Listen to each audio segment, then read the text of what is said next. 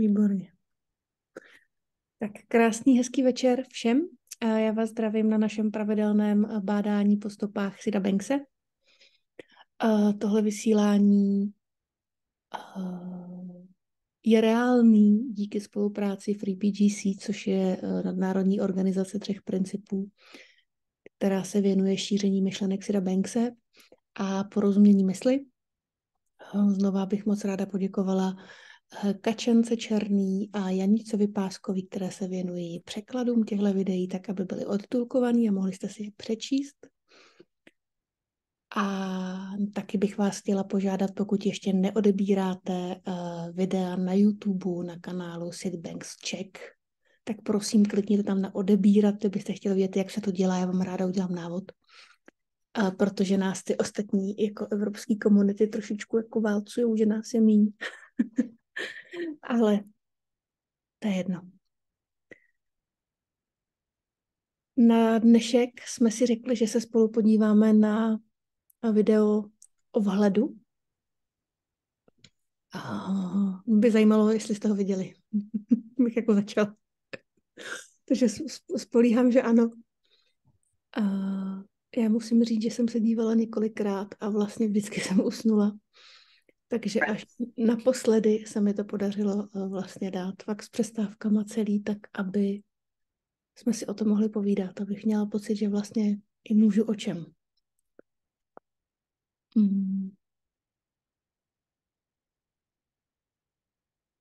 Zeptám se schválně a mám na nahrávání zaplé ty z vás, kteří mají kameru. Ty z vás, kteří zaplou kameru nemáte, tak si můžete jako reagovat, ale neuvidím vás.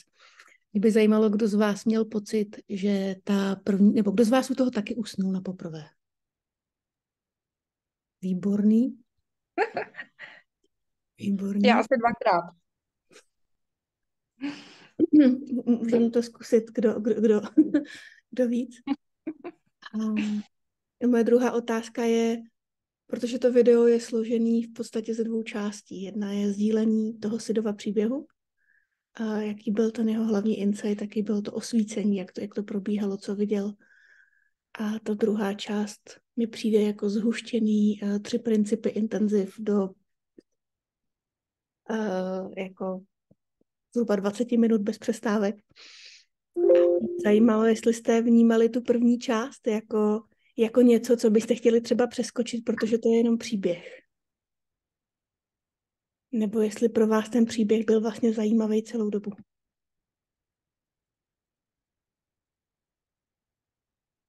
To byla otázka s otevřeným koncem. Byl zajímavý po celou dobu, ale já to viděla včera a vůbec se neuvědomuju, že by tam bylo něco o 3 principech intenziv. Možná, když jenom ťukneš, já fakt teď nevím. Tam vlastně bylo úplně všechno, víš? Od myšlenky přes duševní zdraví, přes zvedání úrovně vědomí. Vlastně úplně všechno. Maťo. Mňa to veľmi pobavilo, musím povedať. Ja som to video viackrát ako videl viackrát a tú prvú časť, až teraz som tam zachytil veci, ktoré som predtým, moja hlava to proste nejak odignorovala, alebo som nepočúval a teda ako nevnímal, alebo ja neviem, ale zrazu som tam počul proste časti príbehu, ktoré som, že aha, to tam asi doplnili. Cez noc ste doplňali určite jeho príbeh.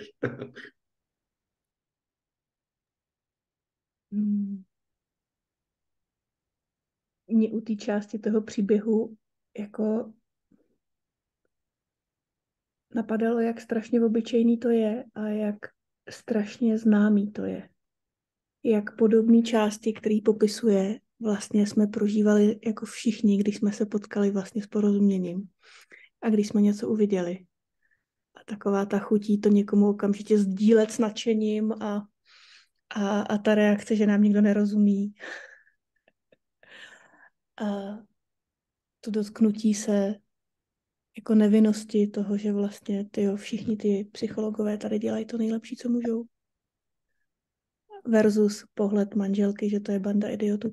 Tak vlastně přišlo mi, že to jsou všechno střípky, které Vlastně prožíváme úplně stejně jako on, že tady fakt není žádný rozdíl. Neviděli jsme tunel možná z pohledu na oceán, ale ten princip, který jsem tam všude viděla, je prostě to, co žijeme.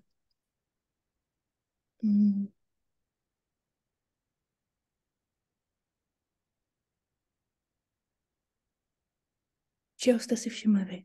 Já dneska nebudu číst jako minule, protože nemám ten přepis. Ale pro další videa už ho budeme mít všichni. A zajímalo by mě, co vy jste si všimli v tom příběhu. Zůstaňme u toho příběhu chvíli.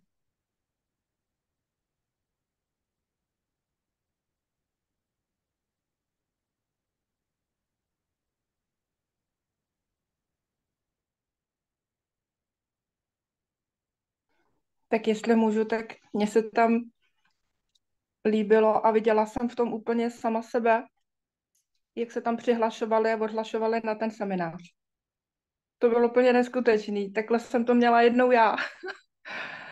A vím, jak se to ve mně pralo, protože něco ve mně to chtělo a hlava mi tam pořád házela takový ty, proč to nejde. Tak v první části se mi to moc líbilo tohle. Jak jsem tam viděla sama sebe. Viděli jste v nějaký ty části příběhu ještě někdo sám sebe?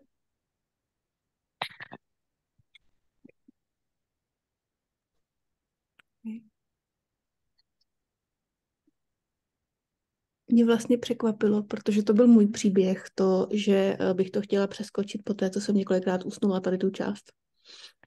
Ale když jsem začala poslouchat, tak mě vlastně velmi překvapilo, že jsem začala nacházet to, jak 3 principy fungují v tom jeho příběhu ještě před osvícením. To popisování, jak mluvil o tom svém prožitku. Kolikrát si něčeho všimnul. Třeba, že to prostředí bylo vlastně strašně hezký, že tady bychom si chtěli odpočinout, to by nám pomohlo. To jsem si říkala, to je krásný uvědomění. Další, že prostě popsal, že se začal bavit jako s cizíma lidma u stolu, s tím psychologem a pak se šli projít. A já jsem v tom slyšela, že mu možná někdo naslouchal. A on si díky tomu všimnul a začal vyprávět celý svůj příběh. A protože vyprávěl celý svůj příběh, tak se dostal k tomu, že je nejistý. A najednou mu někdo řekne, hele, to není osobní, já jsem taky nejistý. A si říká, jak ty můžeš být nejistý, když jsi psycholog? Jak ty můžeš být nejistý, když je tady tolik, prostě víš, když toho máš tolik za sebou? A všimla jsem si, aha, tak tady to přesvědčení dostalo trhlinu. OK. Dobrý. Pak jsem viděla nádhernou moudrost v tom, když vyprávěl, že si s manželkou všimli, že hele, tudy to je jako cesta do pekel. Jako takhle se nechceš pitvat v problémech. Že ten zdravý rozum ještě před osvícením říkal, hele, tohle jako fakt nedává smysl, tohle si jako nechceme dělat. A tohle si všimli. Míšo. Teď jsme vlastně trošku připomněla taky nějaké věci. Já jsem se jako první říkala, když tam vyprávěl to, že ten člověk dal té svý manželce facku, víš, tak jsem si říkala, že vlastně jako jak tohle pak, když lidi nejsou nějak osvícený nebo nic takového, tak v podstatě jako si pamatuješ, že ti někdo dal facku. Prostě je to taková jako věc, kterou nezapomeneš. A lidi si pamatují ty křivdy, pokud neví ty věci zatím. A vlastně mě taky napadlo, jako čemu tím prospěješ, když ublížíš jako slovně tomu svýmu jako partnerovi nebo tak. Ale co mi přišlo hezký, jak on tam přesně vyprávěl s tím, jak měl ten ohromný vhled a vlastně se jako zeptal toho psychologa, jakože víš, co si právě jako řek, jo, že on říká, no to je jasný, že vím, jako, že, co jsem jako řek, ale že pro toho psychologa to opravdu byla jako informace jenom, kdežto pro toho Sida to byl vhled, protože tam viděl tu velikost zatím. A já jsem si přesně vzpomněla, když jsme seděli s mladší ségrou na obědě a já jí říkám, no, jenom tak jako něco jsme se bavili dlouhosáhle a jí pak říkám, no to je jenom myšlenka a ona mi na to odpovídá, no to já vím, že je to jenom myšlenka, ale jak se jí mám jako zbavit? A v tu chvíli jsem si to úplně tady spojila, protože jsem si říkala, kdyby měla ten vhled, že je to jenom myšlenka, tak se vlastně začne možná smát, ale vlastně pro ní to byla jenom informace, že je to jenom myšlenka, protože se vlastně v zápětí zeptala, a jak se jí mám zbavit. tak jsme to tak jako, se si to tak jako spojila. Děkuju, Míšo. Eliško. Já jsem vlastně chtěla taky vypíchnout tenhle moment, kdy jsi říkala, a jako víš, co jsi vůbec řekl, protože mě se to spojilo v mém životě, jak se mi to často stává. A ani to nemusí být v roli, kdy mi někdo něco jako sděluje, nebo já se na něco ptám, někdo mi jako radí, ale úplně takový maličkosti, jakože třeba jenom vidím nějaký rozhovor maminky a dítěte, nebo někdo jenom tak utrousí nějakou tak jako větu úplně mimo řečí. A já v tom vlastně jako slyším strašně moc. A jenom vím, že ten člověk vůbec jako to minul, to, co i řekl. Že to mělo takovou sílu, hloubku. A tak mě to vlastně jako znova ukazuje, že ta moudrost nemůže přijít nikdy jako zvenku.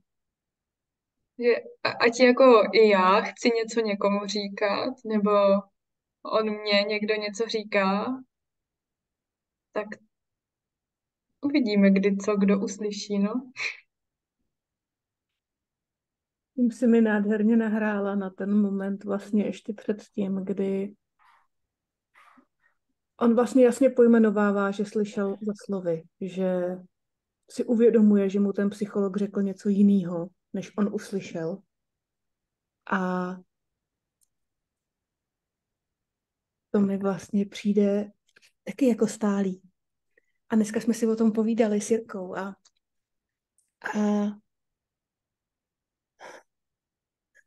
mě to znova poukazuje na to, že jako koučové ukazujeme směrem, ale nemáme absolutně jako ponětí, co ten člověk potřebuje vidět a co uslyší. Že to, co víme, je, že když nasypeme popcorn na pánev s olejem a začneme jako připalovat plamen, takže nějaký popcorn jako asi křupne, jo? Ale nemáme ponětí, která z těch kuliček to bude. A někdy se v coachingu snažíme, jako aby praskla ta jedna konkrétní a pak jsme překvapení, když lidi slyší něco úplně jiného. Ale jak je to krásný, že všichni máme tu moudrost a slyšíme to, co potřebujeme, jako to, co potřebujeme slyšet. Tak, jak to potřebujeme slyšet. No. Tak nevím.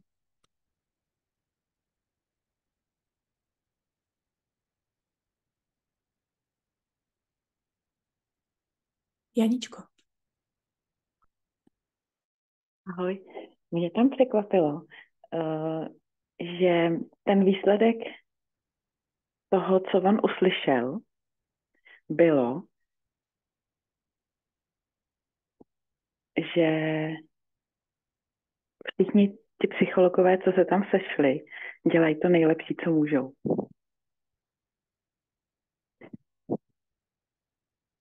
Jako teoreticky bych si řekla, wow, tak on tam určitě nakluše a řekne jim, jak to je a že všichni to mají blbě. Ale ne, on viděl, jak všichni dělají to nejlepší, co můžou.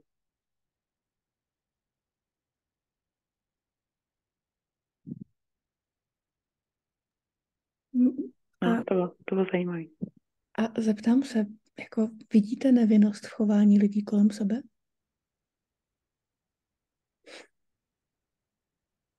Děláme vždycky to nejlepší, co můžeme vzhledem k tomu, co tam zrovna je a čemu zrovna věříme. Vzhledem k tomu, co máme k dispozici. A někdy je to prostě hodně zablácená mysl. Ale je to jediné, co v tu chvíli máme.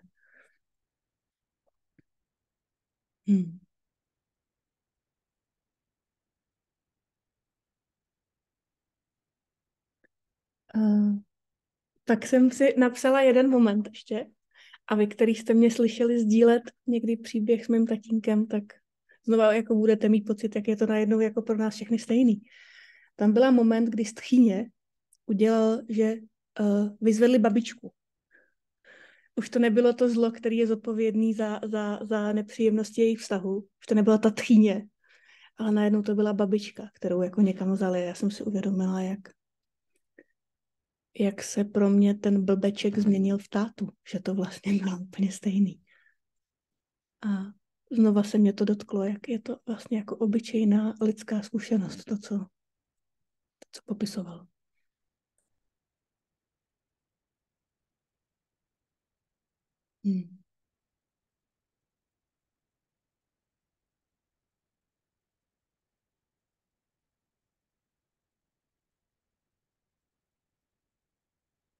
A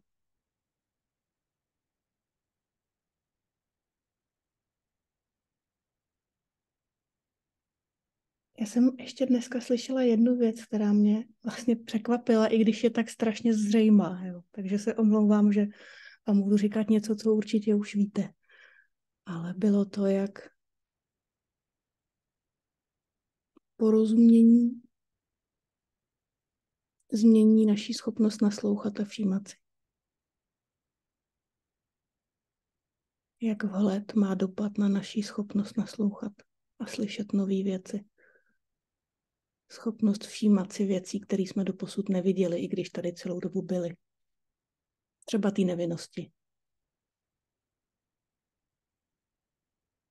Protože on mluvil, jak byl v tom obýváku a Barb s maminkou byli v kuchyni a začali zase něco hašteřit a říkat. A jak si všimnul, že znova poslouchá za slova. A že si všim, jak vytvářejí problémy, které nejsou. Že si všim, že se děje něco, co do té doby neslyšel a jako nevšímal si. Tak to mě překvapilo.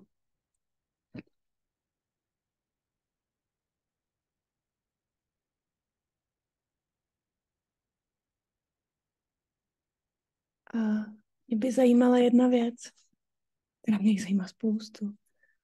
Ale teď by mě od vás zajímala jedna věc. A přemýšlela jsem, jestli vás nerozdělím do skupinek, abyste si to trošičku užili. Odezva na tváří žádná, takže nevím. A mě by zajímalo, jak rozumíte těmhletěm větám. Rozumíte, myslím, rozumíte. Tohle mě nezajímá. Jo? Rozumíte.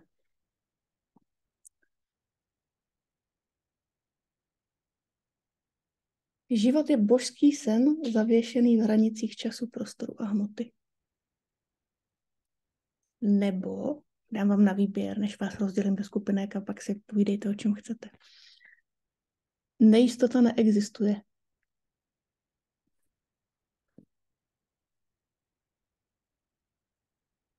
Svoboda myšlení je svoboda vůle.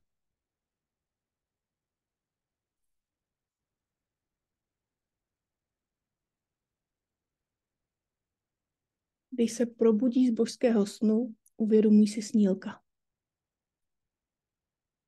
Já vám ty věty zkusím napsat. Je mi jedno, jestli s váma některá něco dělá, rozdělím vás do skupin nevím, rozdělím vás do skupin a vy si vyberete jednu z těch vět, který vám pošlu, která s váma něco dělá, anebo tu, kterou si pamatujete, protože třeba jsem ji nečetla. A zkusíte ostatním jenom říct, co jste v tom slyšeli. Ostatní vás budou jenom poslouchat, nic víc. Možná je zkusím jenom zopakovat a je zkusím napsat do chatu, jo, v rychlosti. Ty jsi báječná. Probuzení z božského snu vede k uvědomění si snílka.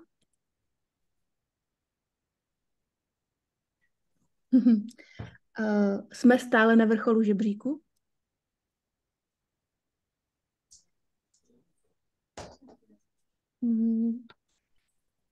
Nejistota neexistuje.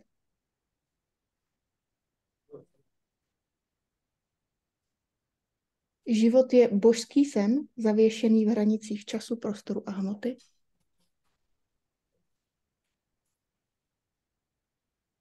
Svoboda. Promiň, ještě zavěšený v hranicích čas, hmota, prostor. Prostoru, času a hmoty.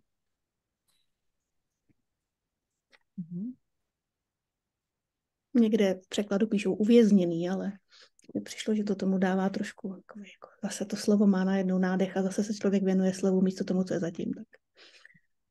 Tak, máme na výběr několik. Pokud vás žádná z nich, z těch vět neoslovila, nic s váma nedělala, ale pamatujete si nějakou jinou, můžete vybrat jakoukoliv jinou. Dáme si na to 15 minut. A pak poprosím, jestli si to pozdílíme společně, na co jste přišli. OK? Tak jo. Ono to tady vypadá jinak. Panika.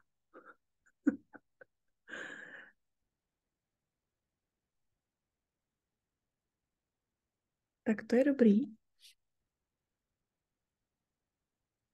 Já už tu nemám možnost rozdělit vás do skupin. A není to tím, že jsi mi dala toho hosta? Ty ho Vem máš si ho před sobě? zpátky. Aha, OK. Vem si ho zpátky chvíli. Dobře. Já měla paniku, že po mně bude štít, abych rozdělila všechny do skupin. To zvládnu. Ale panika neexistuje. Už to udělala? Ne? Okay.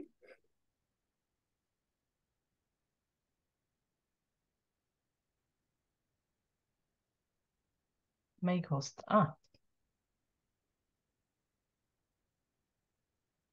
Děkuji za trpělivost. A ano, už tady mám breakout rooms, už můžete mít radost.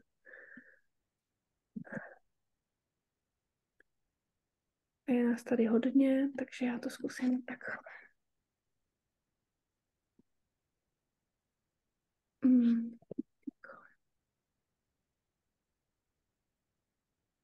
Tak. Já vám napíšu ještě do zprávy, nevím, jestli uvidíte ten chat, všechny ty citáty, abyste si mohli vybrat, kdybyste nevěděli, a za chvíli vás zavolám zpátky. Příjemnou zábavu.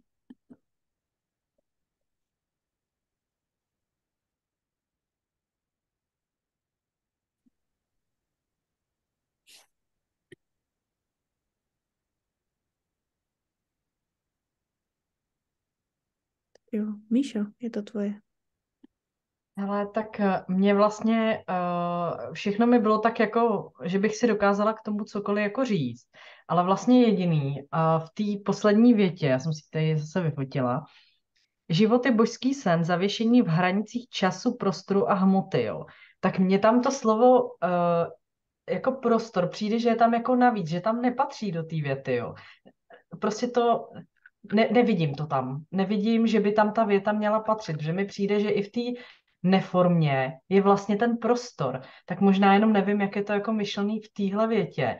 A úplně si vzpomínám, když on to řekl v tom videu, jak jsem se taky zamyslela nad tím slovem prostor, jestli tam vlastně patří do toho vytýčeného, co on jako říká, jo. Že vlastně ten prostor je jako furt, i když tam nic není, tak je tam ten prostor, jo. Ale co mně přišlo teď na konci, že zase jsem měla pocit, že úplně, kdyby mám zase něco na bádání, jsem vlastně si z toho dělala srandu, že se mi o tom bude zdát normálně. Protože jsem si říkala, my vlastně jako vylezem na svět z toho nic, prostě do toho světa té formy, jo. A najednou vlastně v tomhle světě jako prostě existuje ten čas, jakože tady se narodíme, tady umřem a prostě to tak je a je to vlastně pravda, že jsme se narodili a že umřem a vlastně v tom světě formy najednou máme rozeznat, co je vlastně ten klam a co je vlastně jako ta pravda, jo. Tak je to takový, úplně mě to, nevím, rozesmálo a mám nad čím bádat. Tak jenom tak. Děkuju, krásně tě to oživilo, rozhodně. Maťo. Hlavne, ako jak teraz Víša zdieľala, tak mi je ako smiešno, lebo moje obľúbené z toho videa, to sme pozerali, bolo, že od okamihu, jak prichádzame do formy, začína ilúzia s názvom Najdi sám seba. Tak mi to ako príde vtipné, že, že mi to úplne ako do toho zapadlo. Mne príde, že všetky tie výroky ukazujú na tú istú vec.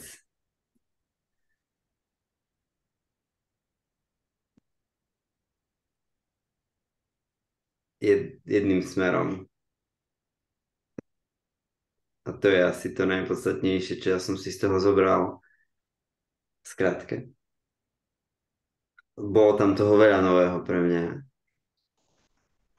Ale to najpodstatnejšie pre mňa je to, že to ukazuje do toho jedného miesta.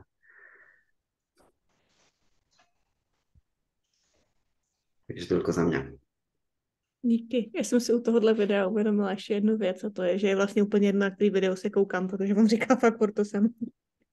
Já jsem dřív měla tendenci dělat si poznámky, jako v kterém videu, v který lekci to jako říkal, abych na to mohla odkazovat někdy, protože jsem viděla ty lidi, kteří na to odkazují. A teď mi vlastně došlo, že jsme se dívali už na 4 videa společně. A že věci o úrovni vědomí, o moudrosti, kterou mají všichni, o vrozeném zdraví, říká ve všech. Tady jenom nevtipkoval na téma papouška, jo. To je jediné, co tady chybělo, co bylo z těch minulých 3. Ale bylo to kouzelný. Děkuji moc. Lukáš. Můžu? Iva. Jo. A Ivetko, ty máš zvedlou ruku, já tě totiž nevidím v pořadí. Ne. Ale už jsi to Nešla ručičku. Takže můžeš. Můžeš. Ne, jenom já jsem chtěla doplnit Míšu, jak tady říkala, o tom narození. Mě tam jakoby běhlo, ale nevím. Já nevím, jestli to... Mě tam běhlo, že vlastně nic se nenarodilo a nic neumřelo. Jenom se stvořila ta forma. A já.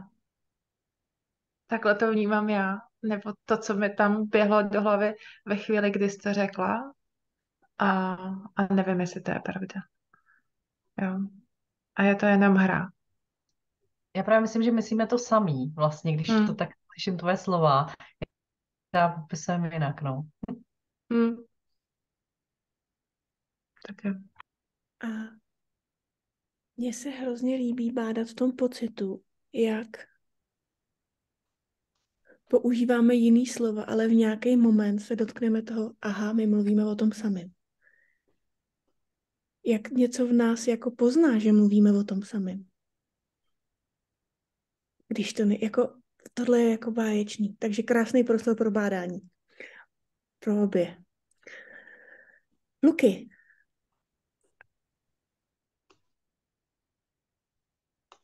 Se mnou rezonovala taky ta poslední věta, život je ten božský sen. A mně tam připadne, že cítím, že ten život je ten sen.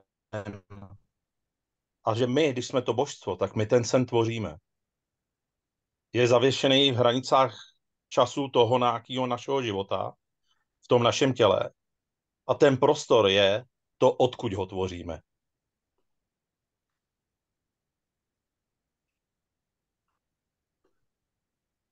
Vnímám tam tu větu takhle. Nevím, jestli je to správně, nebo já to tak cítím, že je to, my jsme to božstvo a tvoříme si ten život, což může být sen, může být nekonečný, my si můžeme snít, o čem chcem, jakože bude, a teď prostě dokážu, že bude celosvětový mír, nemusí být to být v hranicích nějakých prostorů, i ten prostor můžeme brát jako zem, nebo vesmír, to už je jedno, ale i ten prostor to může být, odkud to tvořím.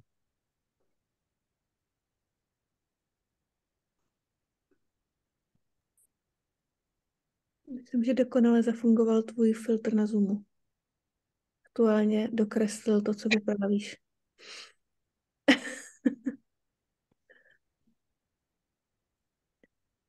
Pro mě tam je strašně důležitá ta část, a je to ta absurdnost těch slov. Že tím, že se probudím ze sna, si uvědomím, že jsem snílek. Tím, že pochopím, že prožívám něco jiného, než to, co jsem si myslela, že je skutečný neustále, tak si uvědomím, že takhle funguju, že neustále tvořím, že se nedějou věci mě, ale že se dějou skrze mě. Že si uvědomím, že jsem snílek, protože neustále prožívám sny. Jo, já myslím, že si to řekl úplně přesně, jako, nebo měla jsem ten dojem. Že říkáš to stejný. Akorát ty jsi tomu měl ten pěkný efekt, že jsi se fakt rozplynul na chvilku. Díky tomu chápu. Jo, přesně takhle jsem to cítil, kámo. Jo. Jo, přesně to tak vidím, no. Nebo Hmm. cítím. Hmm. Sylvie.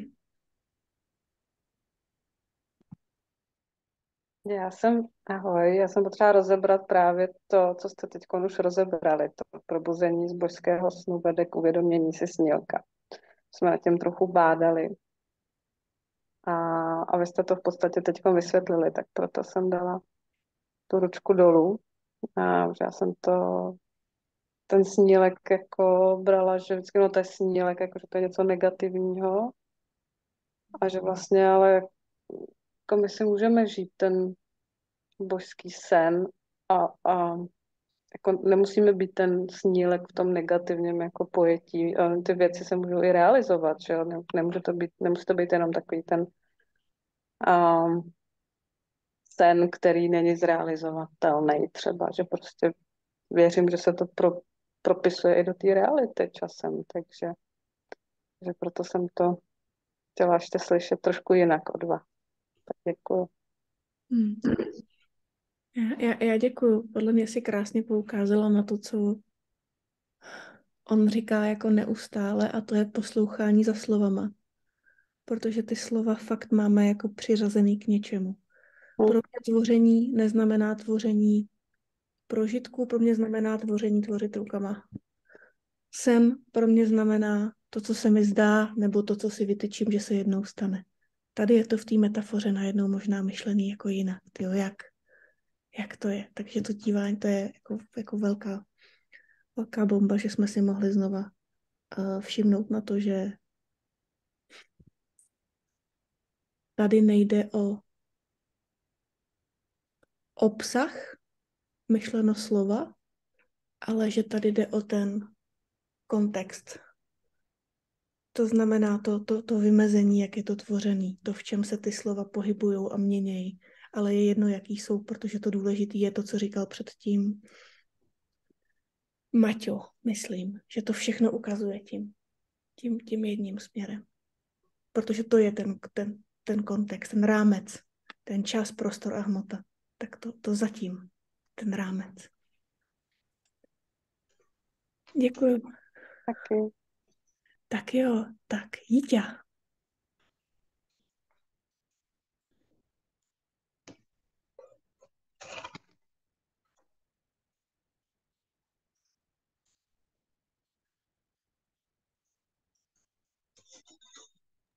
Není tě slyšet, Jíťo.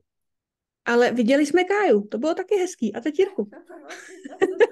Dobře, že mluvím, to nevadí. Ne, že vlastně ty jsi to vlastně všechno řekla teďkon, ale mě tam právě při tom poslechu toho videa napadlo, když teďkon jako jsme dostali ty otázky, že vlastně to video celé bylo o tom, co učíš ty lidi naslouchat, to naslouchání. Jako když se budeme snažit porozumět těm slovům a to, co on říká, tak to neuvidíme. Ale to celé video, vlastně všechny ty jeho videa jsou o tom zachytnout ten moment, kdy víme. A kdy to víme pro sebe.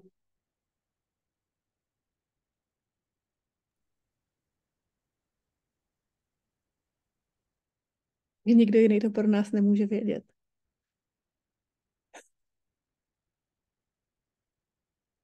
A to myslím, že tam taky bylo protknutý úplně všude, že? Možná to bylo v jiném videu, já nevím, to je jedno. Ale prostě já jsem fakt ta nejmoudřejší bytost pro mě, pro můj život. Nikdo nemůže vědět líp než já. Nikdo nemůže vidět to, co já mám vidět. Nikdo to nemůže vidět víc správně, než já to vidím pro sebe, opravdu tam uvnitř. A pokud si myslím, že je někdo moudřejší než já, tak to je taky prostě jenom myšlenka. To je taky jenom jako blábol. A teď to v tomhletom kontextu fakt myslím jako jenom myšlenka. Opravdu. A to se týká i ty nejistoty, jako jak když vím sama pro sebe, tak jak můžu být v tom světě nejistá. To vlastně úplně odpadne. Jako, když vidím to malý vím, tak tam jako nemůže být nejistota. To je jiný vědění. Než přijde pochybnost, tak vím. Krásný. Děkuji, Jítě. Petr.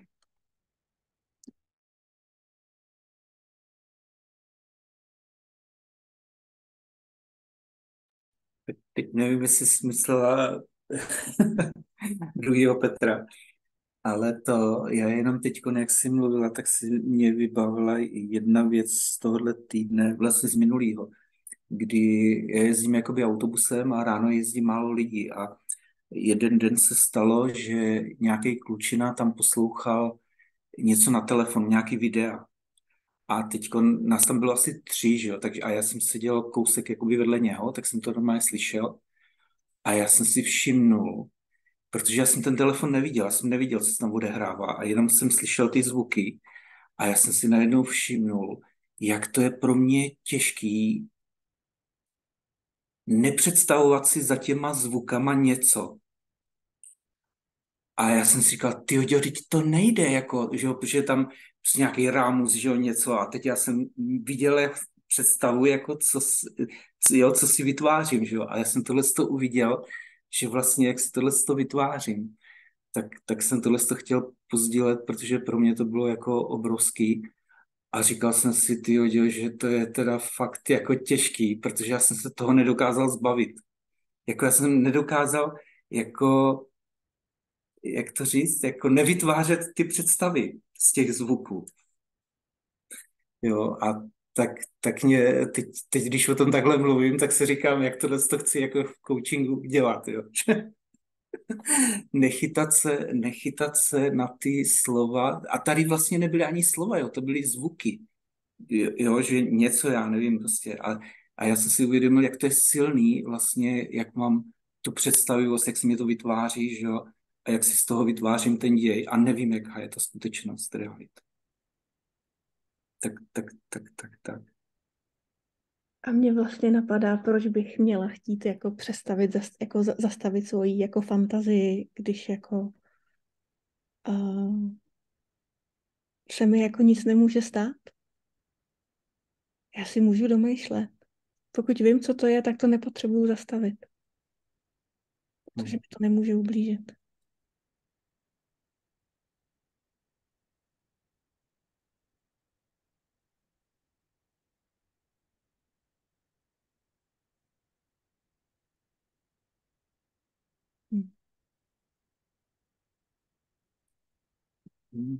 Jo, no, já tohle to vnímám, jestli tomu rozumím, to, co říkáš, že je to stejný, jako kdybych chtěl vidět v kině jednotlivý políčka a jak ten film je vytvořený a neprožíval jsem ten děj, který ten film ukazuje.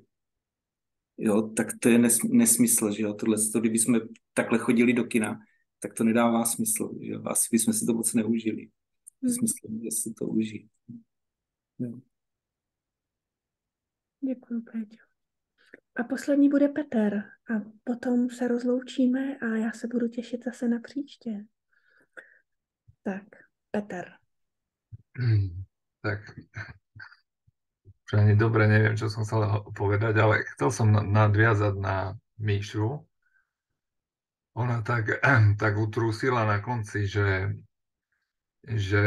sme tu prišli do tej formy, ako do života, do tej formy a potom vlastne je našou úlohou, a teraz sa tu bavíme o tej ilúzii, a teraz je vlastne našou úlohou, alebo proste rozpoznať, že čo je ilúzia a čo je pravda. Nejak tak to povedala a to dosť tak so mnou zarezonovalo.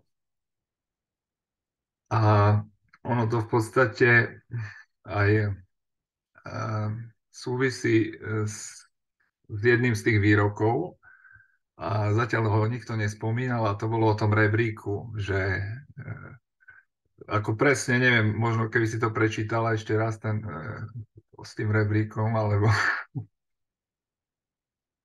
aby sme to mali Místo rebríka mám takovýhle obrázok.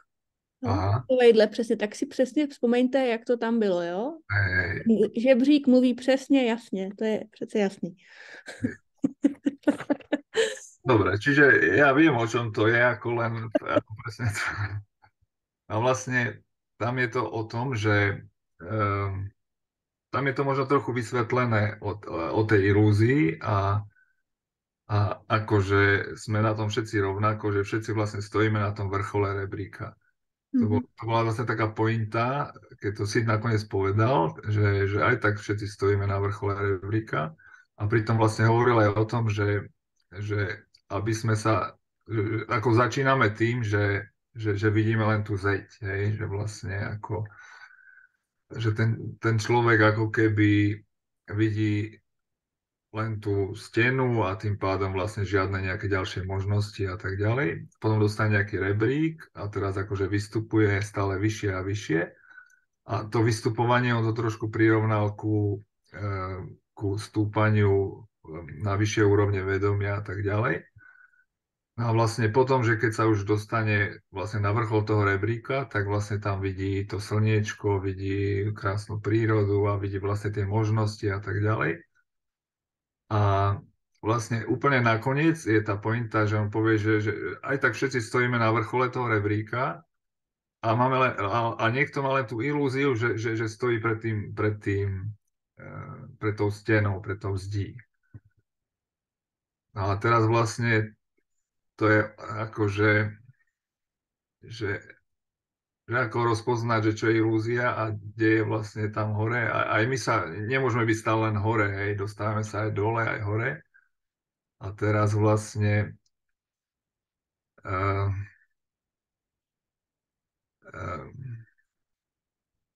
čiže aj keď sa dostaneme na tie vyššie úrovne vedomia, to neznamená, že budeme stále tam na tom vrchole rebríku. My budeme aj pre to zdí a tak ďalej, ale keď budeme pri tom zdí, tak vieme, že proste máme iné porozumenie, alebo že vieme, že je to len sami sme si vytvorili tú zeď, alebo tak nejak by som povedal. Tak neviem, či to bolo nejaké zmysluplné. Pro tebe určitě jo, a mně to smysl dávalo.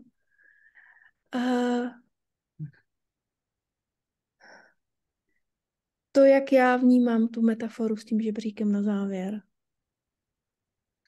Protože je tady jedna věc, která mimo intelektu se žebříkem nesedí, jo. A to, že počet úrovní vědomí je jako nekonečný.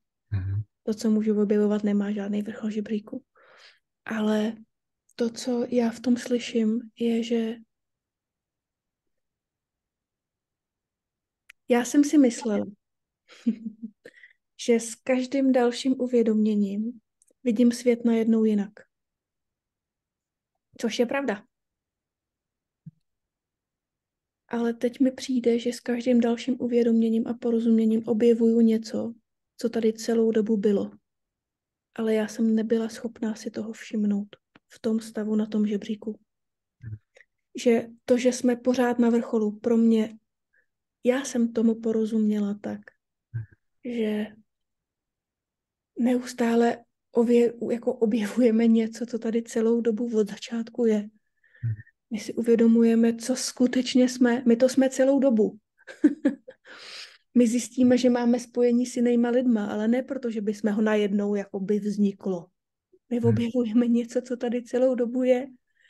Takže jako objevujeme Ameriku a tohle objevování nemá konce. Ale není to nic novýho. To je krásne si to povedala. Čiže to je vlastne tak metaforicky ten vrchol rebríka, že my vlastne prichádzame na to, čo tu stále bolo, len sme to nevideli, alebo tak. Super. Děkuju. Já vám moc děkuju za dnešní vysílání. Bylo jenom hodinku. Příště budeme určitě delší. Já se omlouvám, ale kvůli změně času mi nedošlo, že američtí kolegové z FreePGC nemají posunutý čas. To znamená, že my 2 nebo 3 z Evropy se jim musíme přizpůsobit. A posouváme se my. Takže musím běžet na další kol. Já vám pošlu jak záznam z tohohle na e-mail, tak ho asi nahrajeme na nějaký YouTube, ještě vlastně nevím na jaký. Asi Porozumění mysli nebo 3P.cz. A budu se těšit zase na příště. Mějte hezký večer. Ahoj! Ahoj. Ahoj, ahoj. Mějte se Pa. pěkně. Ahojte. Ahoj. Ahoj. Čaute, Ahoj. čaute.